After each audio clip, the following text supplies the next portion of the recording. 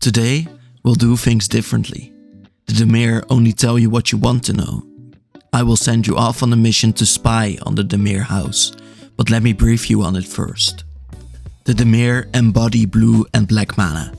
Blue for their cunning, secrecy, and their focus on control. The Dimir gather information and share it around, but always through their own filter. Their guild has a strict structure, so when you're trying to infiltrate, you have to look and move through a few layers of mist. You are our best agent, but it will not be easy. Once you come out of this mission, you will be someone else. The Dimir are black because of their ruthlessness. That's why I don't believe they're really gone. Even after getting hit by the invasion, we have reasons to believe they're still in power. The hunger for power with this guild has been driving them for too long to just disappear. The combination of these colors makes for a house that prepares for anything. They focus on hand and deck control, and they always get what they want as long as they have the vision. That's why, from today on, you'll forget who you are. You're not Azorius anymore.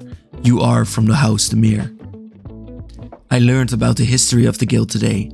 It used to be forbidden to reveal anything about the Dimir. That's why, for centuries, no one knew about the guild. A lot of its history has been lost too, perhaps too conveniently. Forever since the Dimir were created, there have been groups of agents, isolated from other groups. Everyone has just a few contacts. The same is true for me, but I have been keeping track of them, even the ones I couldn't seem to remember. Today at the pub, I heard it again. It's an old toast from Ravnican fools. It goes like this. Wispy, wispy, whispering puppeteer. Invisible cutthroat, unspeakable fear. The shadow of House Dimir. Hush, be they near? Ah, tip je flagon, they don't exist. Little did they know, the Dimir were sitting next to them, cheering along. Nowadays, the Dimir are a myth again, but they have been revealed before. A Boros soldier had arrested our Perun, Sadek. This shattered the guild pact and allowed the Dimir to be seen on Ravnica. We made a front about sharing information, writing the news and bringing it around. Conveniently, we shaped the paradigm that way. It's actually how we stay hidden now. In fact, most of my colleagues think we don't exist. They just weakly assume leadership is gone. I've been getting assignments because of my knowledge. I think Lazav appreciates how well I'm keeping track of all the times they've been trying to wipe my mind. It's probably why they've called me for Duskmantle again. The only place I can't seem to remember. I have learned how they do it. They use memory wards that prevent anyone from remembering the location of Duskmantle. Other agents just spread the lie that Duskmantle changes location every time they go there.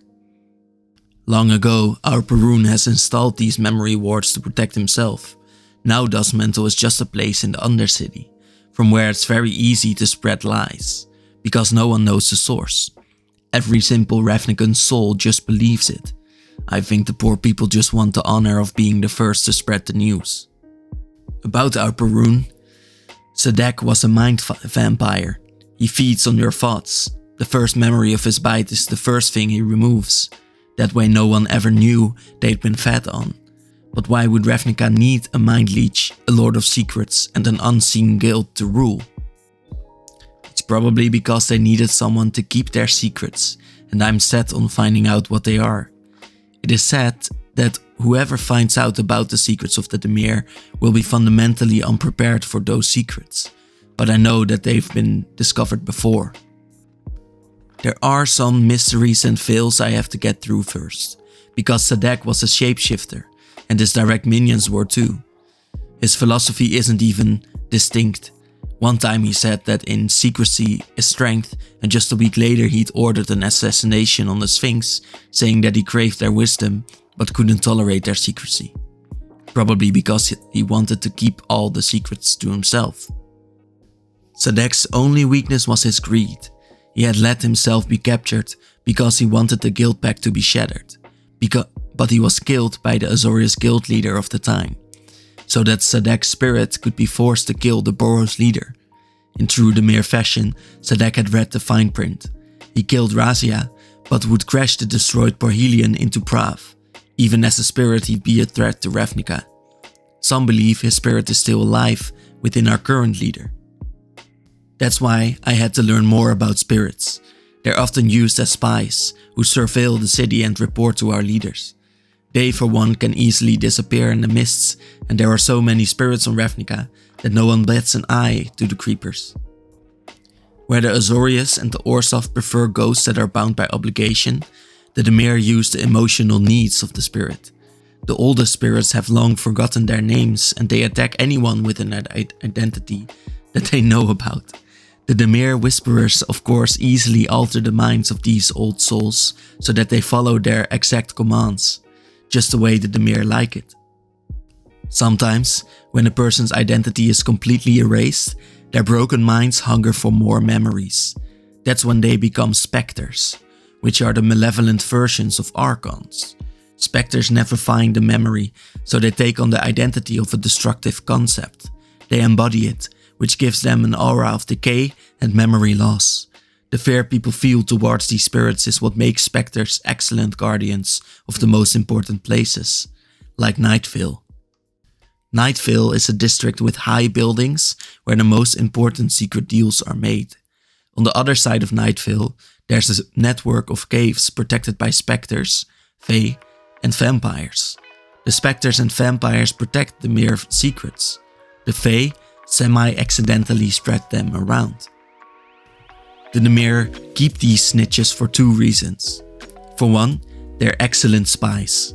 They're small, mischievous, and curious. On the other hand, they do spread Dimir secrets, so they're a great way to spread information in a way that seems real. Like you weren't supposed to know these secrets. During the last Orzhov party, where a Simic leader was murdered, we used sprites to grab the thoughts of everyone there. Weirdly, no reports of the actual murderer were found in thoughts, apparently. Although one of our own is main subject now. Seems sloppy for a Dimir agent. Perhaps Lazav is finally losing control. I think I'll go looking for more clues. There's one perfect place for Dimir information.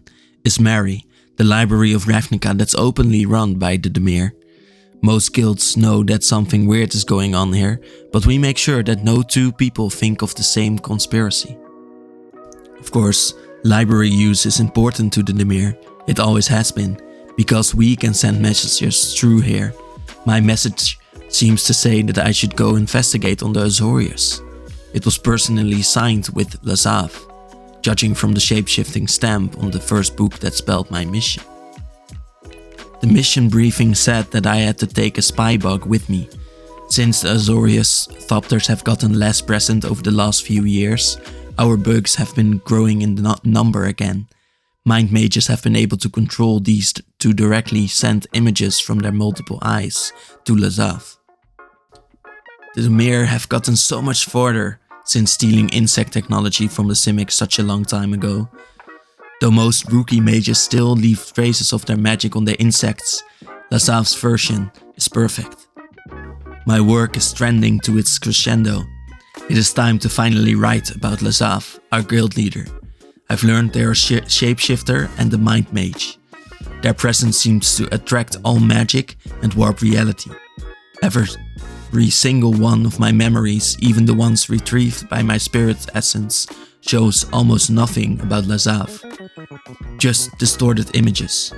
Lazav also often stays invisible while he's already been in the most important room on Ravnica. The myth says that Lazav communed with our Perun Sadek's fading spirit when he came to power.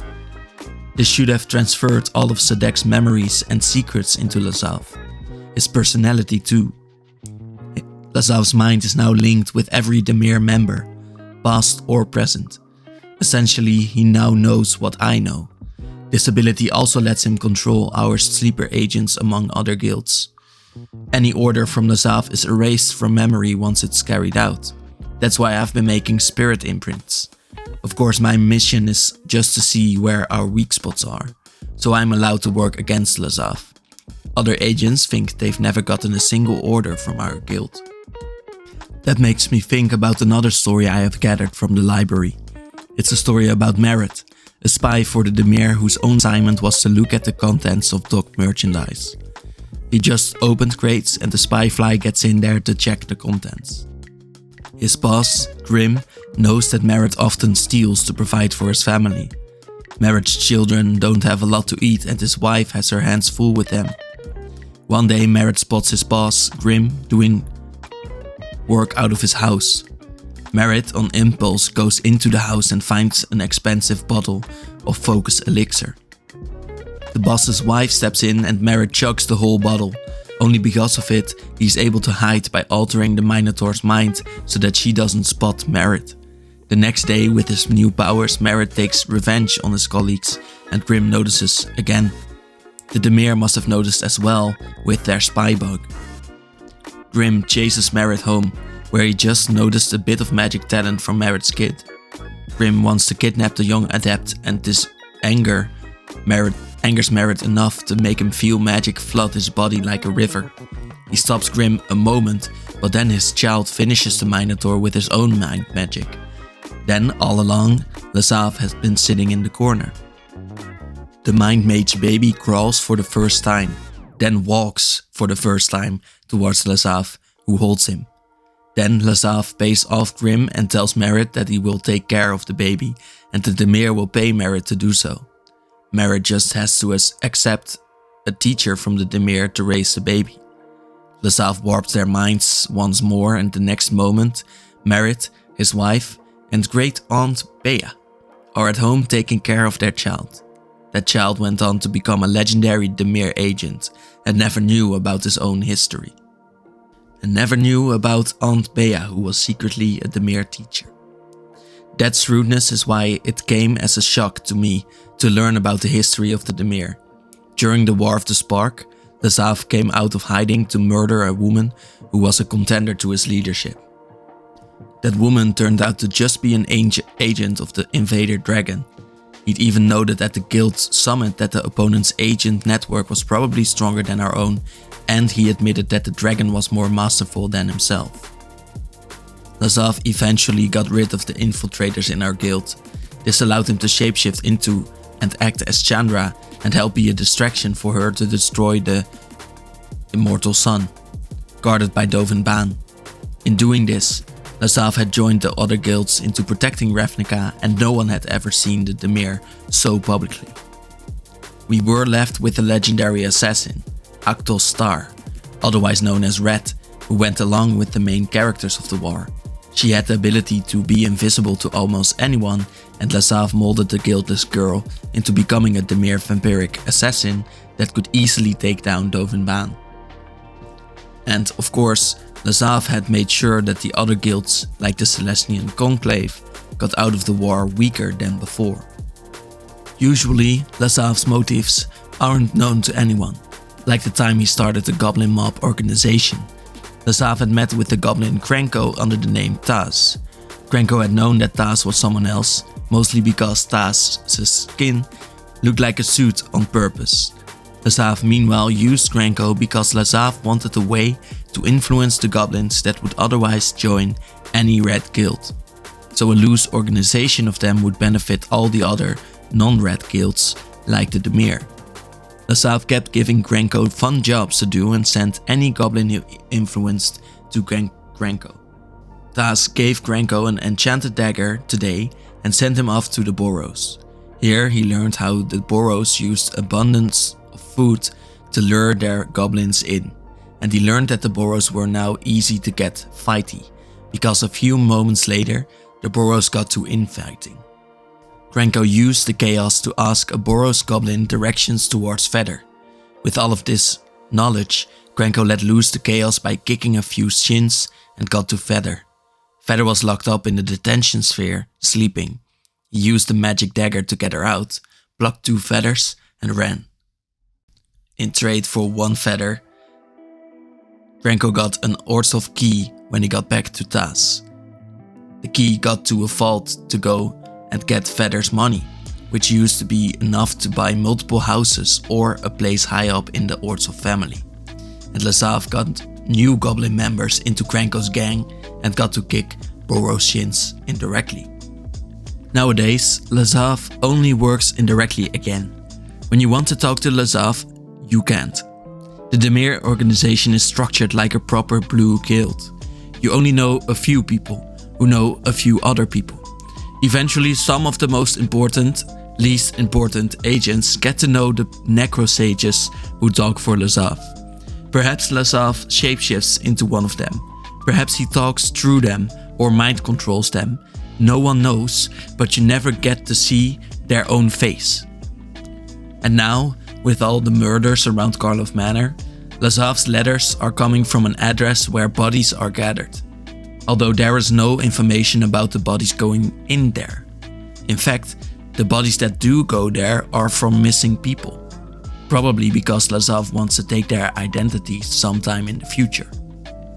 Lazav has been known to let the Ravnicans know that the Dimir aren't there anymore. Yet they sent me on a mission to investigate one of the most heavily guarded places. The Dimir must be in power then. But through controlling the news and a little bit of magic help, the Dimir stay once again a secret. I have learned some of these magic tricks too. The simplest one is to erase a memory. Dimir agents learn to see thoughts as literal threats. They can take them easily and destroy them forever.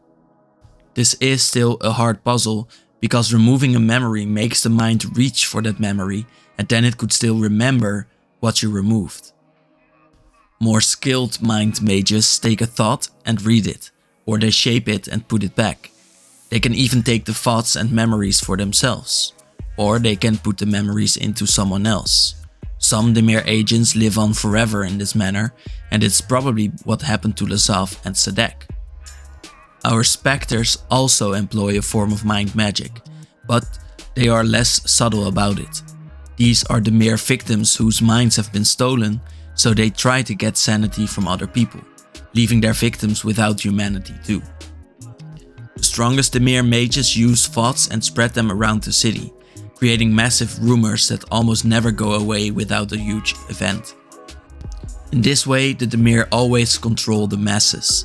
That's why Lazav loves to say that anyone is a Dimir agent. But as I move towards the Azorius castles, I feel a sense of my loyalty being shifted. Wasn't I once a part of another guild? I enter the chamber I'm meant to enter and steal the information Lazav needs. And then I notice a presence in the room, a millisecond too late. I know this man, if he can be called that. It's a vampire that was tasked with interrupting the other guilds and their maze runners. He had been replaced and has been obsessed with our guild ever since. One thing is certain with this man, I will not remember anything from this meeting. He was already behind me and implanted his story in my mind. Sarusin had forgotten about his whereabouts, but knew he was where he grew up. During his confusion, he was visited by Mirko. Sarusin was an experienced Dimir agent, but was shocked by the vampire in his room. Mirko noticed, but gave Saru his mission anyway. Mirko told the shocked man where they were and that he had extracted his memories. Sarusin then realized how valuable information about Mirko would be. He knew the vampire would erase his memories, but perhaps he could write something down. Saru was afraid because Mirko was still a bloodsucker, so Mirko continued his lesson. Memories weren't fragile, they are a disease. When they're important, they can become an obsession. At that moment, Saru's memories were trying to reconnect. So if there was even one pathway left, Saru would remember where he was. And Saru was already thinking of selling his new abilities, so he learned on. Mirko eventually gave Saru the memories of a previous mind mage who had become careless. And with that note, Mirko grabbed Saru's throat and reminded him not to become careless. And then with a move of Mirko's hand, Saru gained years of experience and training. He also gained a sense of another ego in his mind, one who was obsessed with power and control. And then the previous mage took over Saru's mind and body. Of course, Mirko's lesson would linger. Memories were persistent. So Lesson learned: resistance against Mirko was futile. If I did not want to become possessed by an ancient Dimir monster, at least. But Mirko continued to educate me. He'd found out in one of his books who Lazav was. He even showed me a hologram. Apparently, after the Phyrexian invasion, Mirko was left out of the circle that knew about the existence of the Dimir. How ironic for a previous memory mage, and Mirko wants his place back, because any other criminal work seems bland compared to the jobs that the Dimir offer. So, Mirko used his obsession to fuel his search for the Dimir. With me, he finally found his answer, because my mind was full with images of the Dimir and how they work. He finally found a way back in. We promised to work together, as I would eventually find my way back to my spirit machine and find my memories back.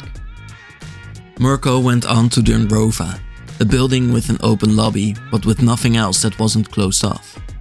The Azorius have tried to investigate once, but there was only one witness left after his crew had supposedly been attacked by one of the horrors from the basement levels of Dimrova.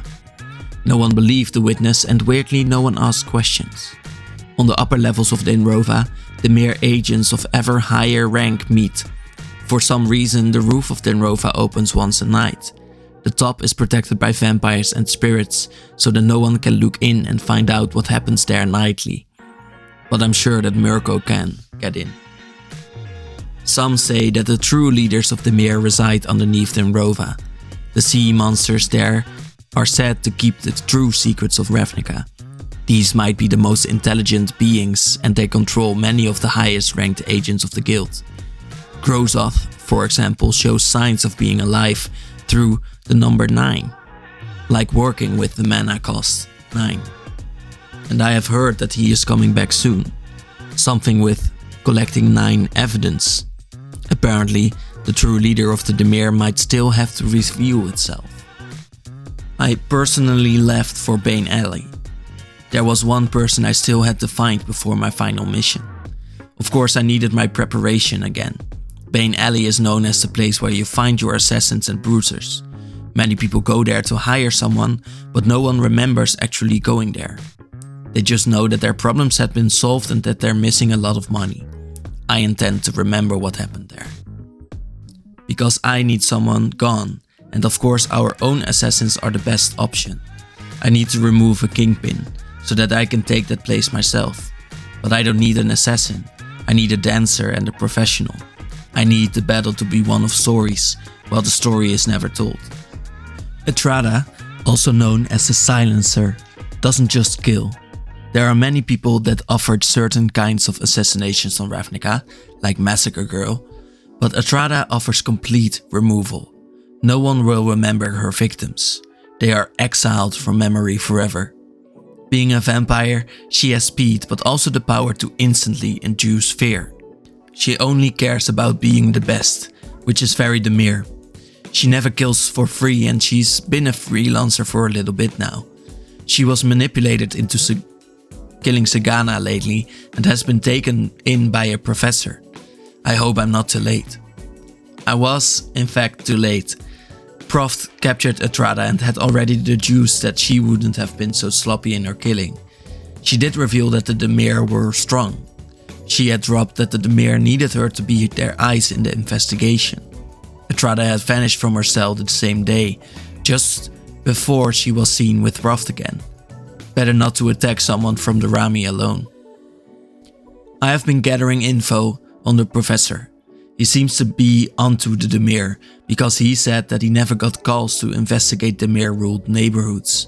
Knowing his intelligence, Prof probably knows that we're buying the citizens there not to talk. I also know that Etrada has been taken to her hideout to help him out in order to clear her own name. That also means that the guild will be against Etrada if she's truthful. Because the Dimir don't kill for fun, they do it silently. Her home is impeccably neat, by the way, a hallmark of our guild, with the colors of perfection at home. She also never drinks, none of us do. A drugged sleep is a Dimir's last. Prof was attacked by Massacre Girl, but she had failed the assassination. This means that she and Etrada must have talked it out, and they must have already been friends for that to happen. I also have info on the movements from Atrada towards an insect inventor. I heard this from Kranko's goons. And the pair went for Izoni later. It seems like they're trying to learn about the kind of poison. I heard this from one of my enchanted spiders. A cloaked figure then appeared who seems to be a mind mage and a planeswalker called Chase. Atrada had to save Proft from him by awakening Proft with her vampiric mind magic. Meanwhile, Atrada was getting used to Proft's tendency to wait with explaining any of his ideas before he would explain them dramatically. If anything, a Dimir assassin was needed as Elquist's Dr. Watson because they'd need to decipher the way he worked just enough while still being subtle about it. Proft later asked all guild leaders to come together. Atrada was able to answer for the Dimir, showing that she was allowed to speak for us by Lazav himself. Now I know more than ever that he needs to be put down a peg. During the last fight, Atrada was hit by a spear. Still, she helped Gaia capture the culprit. After the fight, Atrada said that Lazav was dead and that she'd work with Proft. Proft noted that he knew Lazav was alive and Atrada sort of agreed. She'd help him with work for Niv Mizzet on controlling the omen paths to and from Ravnica. It's interesting because Alquist also knew about Azor being stuck on Ixalan already for some reason. I have to go somewhere else to find a way to attack Lazav again. I thank you for reading or listening to my story. Something tells me you should subscribe in order to learn more secrets about Ravnica, but try not to get too deep into it.